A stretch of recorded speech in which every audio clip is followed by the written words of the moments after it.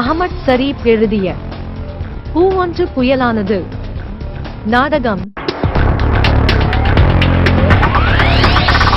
செயற்கை நுண்ணறிவு தொழில்நுட்பத்தில் கிண்டோட்டே கிரியேஷன்ஸ் தயாரிப்பில் பகுதியாக.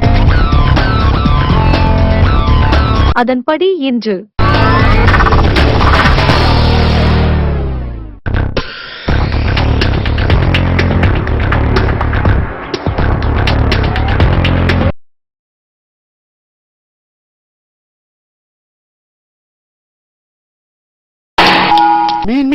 மீனோ வாங்கோ வாங்கோ, வந்து வாங்குங்கோ, அள்ளிக்கோங்கோ. புதிய மீனோ எந்த நாளும் இல்ல, எல்லா இடத்திலும் இல்ல. மீனோ வாங்கோ.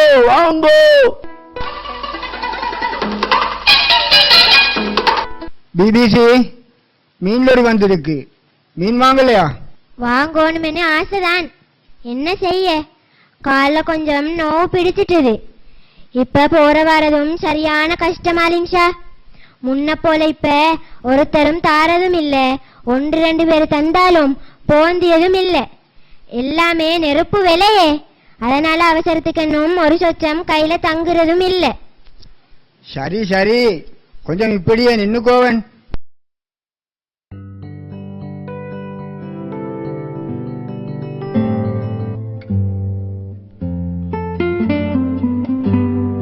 மாஸ்டர், மீன் வாங்கினீங்க போல.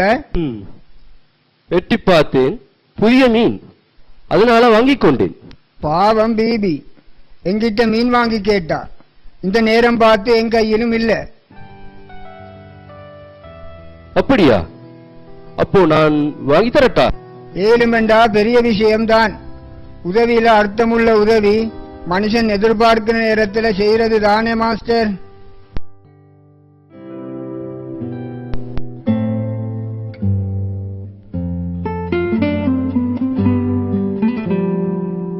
யாரு நீங்க எந்த ஊரு?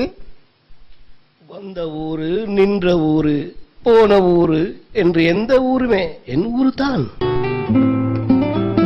நிமிஷா, இதுல 3 மீன் குட்டி இருக்கு. பிபிக்கு கொடுத்துருங்கோ, நான் வேறையா வாங்கிக்கிறேன். நல்ல மாஸ்டர். பிபி, இதுல 3 மீன் குட்டிகள் இருக்கு. போற வாக்குல மேலாக இருக்கிற மீன்குட்டி 2ஐயும் எங்க வீட்டுல கொடுத்துடு.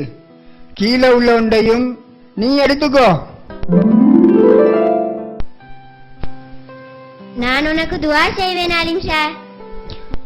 உண்ட துவாவை வெற்றிக்கோவன்.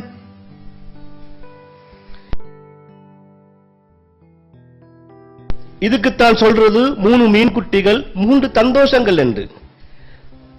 மீன்குட்டி 3 தர்மம் செஞ்ச சந்தோஷம் மூசிம் மாஸ்டருக்கு. மீன்குட்டி 2 கிடைச்ச சந்தோஷம் அலீம் ஷாவிக்கு. மீன்குட்டி 1 கிடைச்ச சந்தோஷம் பிபிசி பிபிக்கு. உள்ளவன் இல்லாதவன் என்று 2 கூட்டம், நடுவுல அலீம் ஷாஃபி போல இன்னொரு கூட்டம். நானும் இவனே பிடிச்சுக்க வேண்டியதுதான். அப்ப புயலா மாற்றிடலாம்.